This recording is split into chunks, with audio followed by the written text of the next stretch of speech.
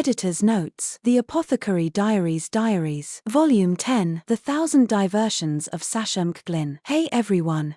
How did you like Volume 10? It felt like it had everything, didn't it? Politics, romance, action, intrigue, ducks. Oh, but I forgot to introduce myself. I'm Glyn, the editor for the Apothecary Diaries.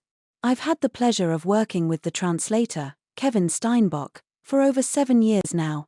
In that time, we've forged ourselves into a fine-tuned machine. He turns Japanese text into English, and I give it the all spit and shine.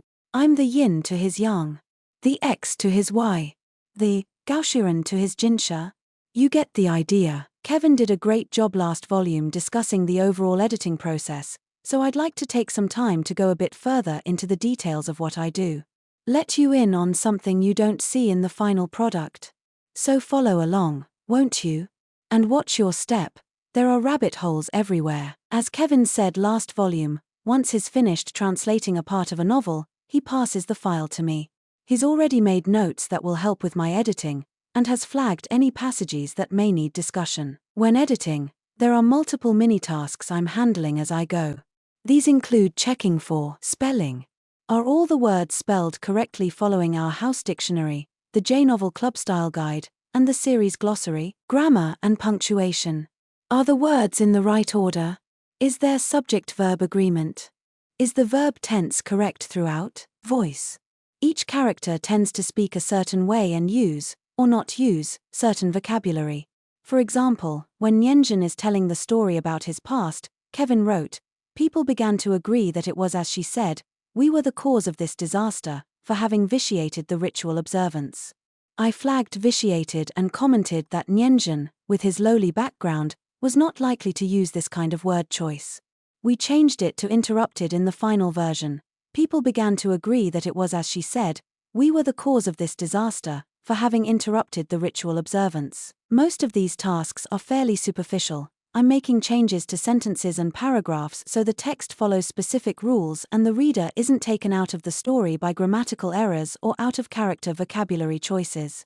Checking spelling and grammar are the absolute minimum an editor does to get the job done. Adjusting the voice of the text is a further step that allows the readers to immerse themselves more deeply into a story. As I make my way through the manuscript doing the general edits I mentioned above, I occasionally come across one of my favorite parts of editing: fact-checking. The Apothecary Diaries is based on the real world, and therefore follows real-world science and logic.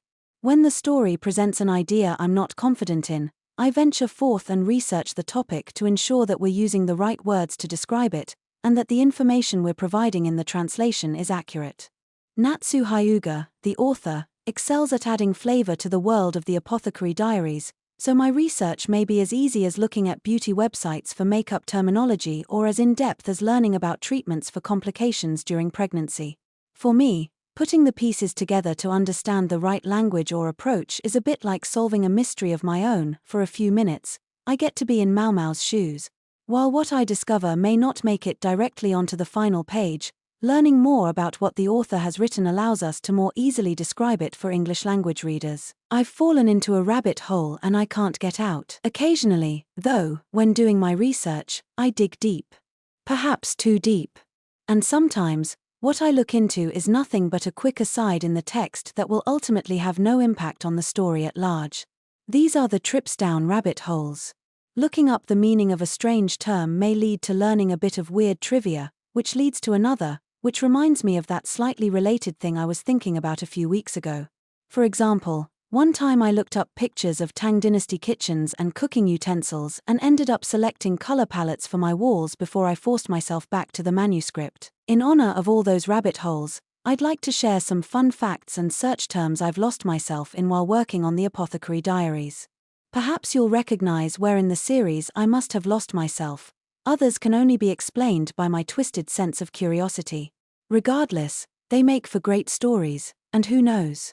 Maybe we'll be able to use what I learned in later volumes. Trivia. Datura stramonium, known as thorn apple in the Apothecary Diaries, is also called the zombie cucumber. Moving the left arm and the left leg at the same time, or the right arm and the right leg, is called ipsilateral movement. Most calico cats are female, with only a small percentage being male.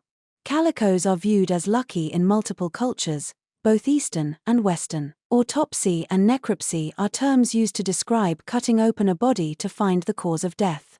Autopsy is the term for humans, necropsy is used for other animals.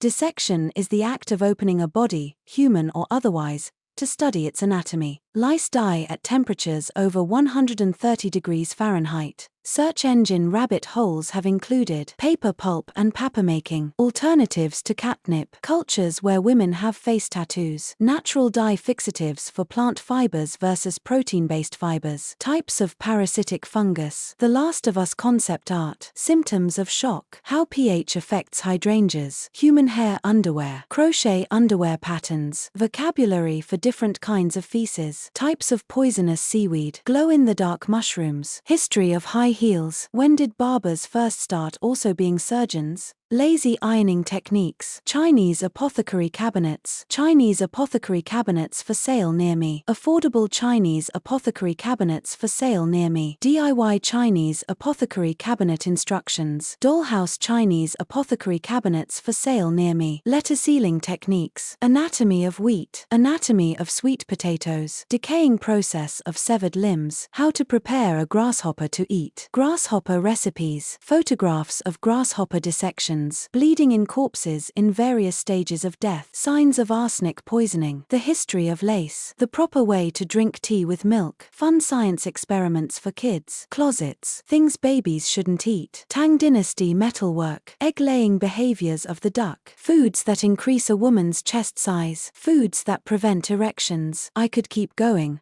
but that might be a good place to stop for now. I hope this very incomplete tour has given you a peek at just how wide-ranging an editor's job can really be. It's part of what makes it such a satisfying profession. Until next time, have fun, read widely, and don't be afraid of those rabbit holes. You never know where they might lead.